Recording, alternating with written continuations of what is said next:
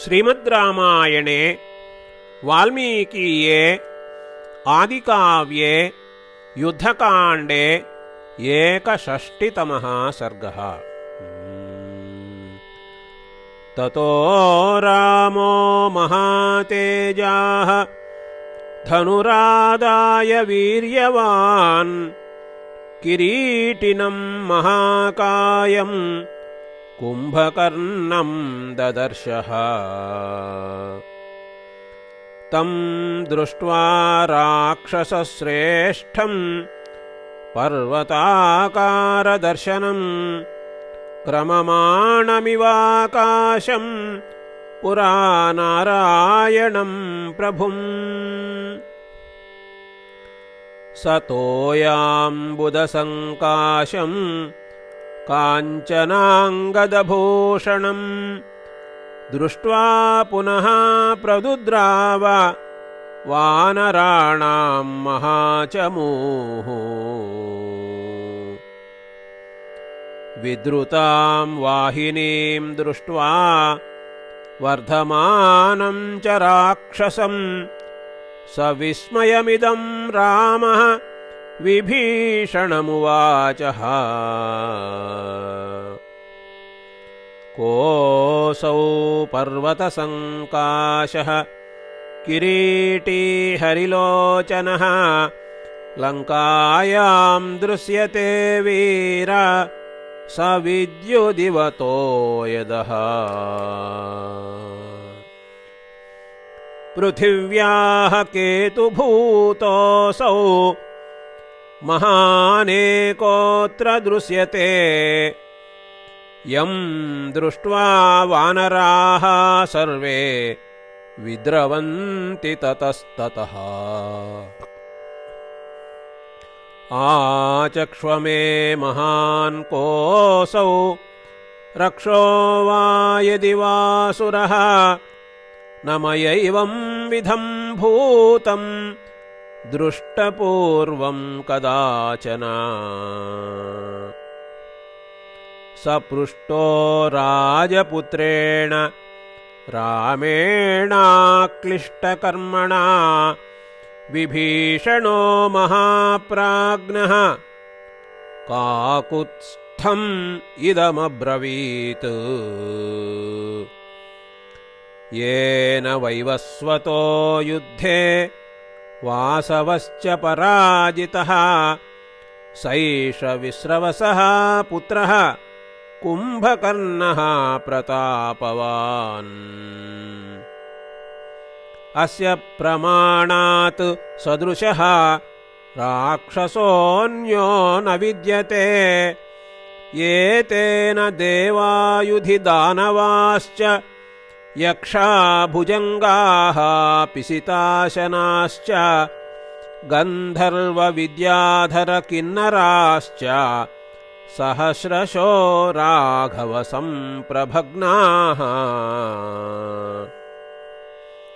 शूलपाणिं विरूपाक्षं कुम्भकर्णं महाबलं हन्तुं न सेकुस्त्रिदशाः कालोऽयमिति मोहिताः। प्रकृत्या ह्येष तेजस्वी कुम्भकर्णो महाबलः अन्येषां राक्षसेन्द्राणां वरदानकृतं बलम्। एतेन जातमात्रेण क्षुधार्तेन महात्मना भक्षितानि सहस्राणि सत्त्वानां सुबहून्यपि। तेषु संभक्ष्यमाणेषु प्रजाभयनिपीडिताः यान्ति स्म शरणं शक्रं तमप्यर्थं न्यवेदयन्।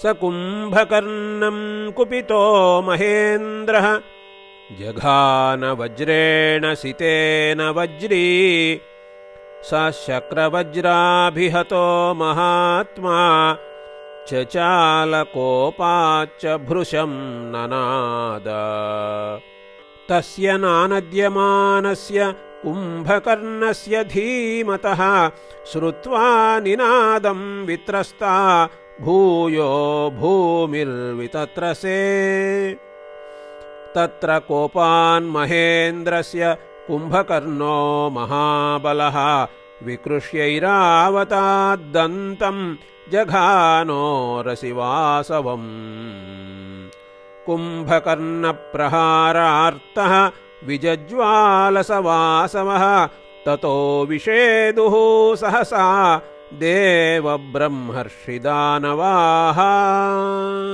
प्रजाभिः सह शक्रश्च ययौ स्थानं स्वयंभुवः कुम्भकर्णस्य दौरात्म्यं शशंसुस्ते प्रजापतेः प्रजानां भक्षणं चापि देवानां चापि धर्षणम् आश्रमध्वंसनं चापि परस्त्रीहरणं भृशम् एवं प्रजा यदि त्वेषः भक्षयिष्यति नित्यशः अचिरेणैव कालेन शून्यो लोको भविष्यति वासवस्य वचः श्रुत्वा सर्वलोकपितामहः रक्षांस्यावाहयामास कुम्भकर्णं ददर्शः कुम्भकर्णं समीक्ष्यैव वितत्रास प्रजापतिः दृष्ट्वा विश्वास्य चैवेदं स्वयंभूरिदमब्रवीत् ध्रुवं लोकविनाशाय पौलस्त्येनासि निर्मितः तस्मात् त्वमद्य प्रभृति मृतकल्पः शयिष्यसे ब्रह्मशापाभिभूतोऽथ निपपाताग्रतः प्रभोः ततः परमसम्भ्रान्तः रावणो वाक्यमब्रवीत् विवृद्धः काञ्चनो वृक्षः फलकाले निकृत्यते न नप्तारं स्वकं न्याय्यं शप्तुमेवं प्रजापते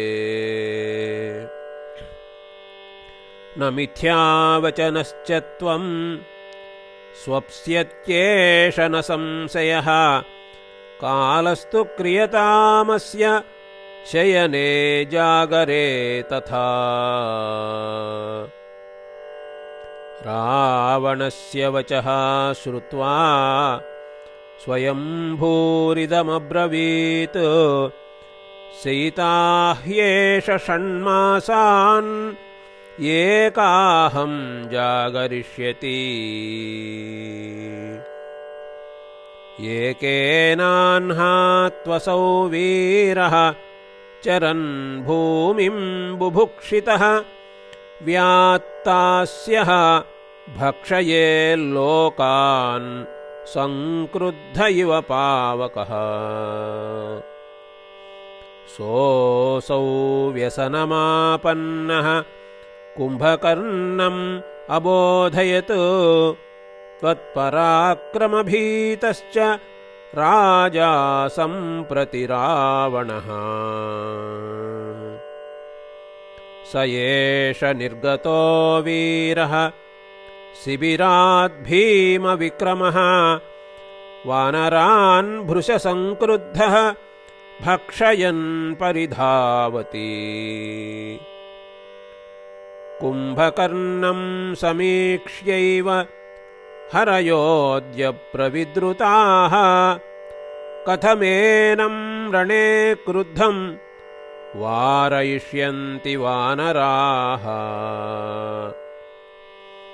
उच्यन्तां वानराः सर्वे यन्त्रमेतत् समुच्छ्रितम् इति विज्ञाय हरयः भविष्यन्तीह निर्भयाः। विभीषणवचः श्रुत्वा हेतुमत्सुमुखेरितम् उवाच राघवो वाक्यम् नीलं सेनापतिं तदा।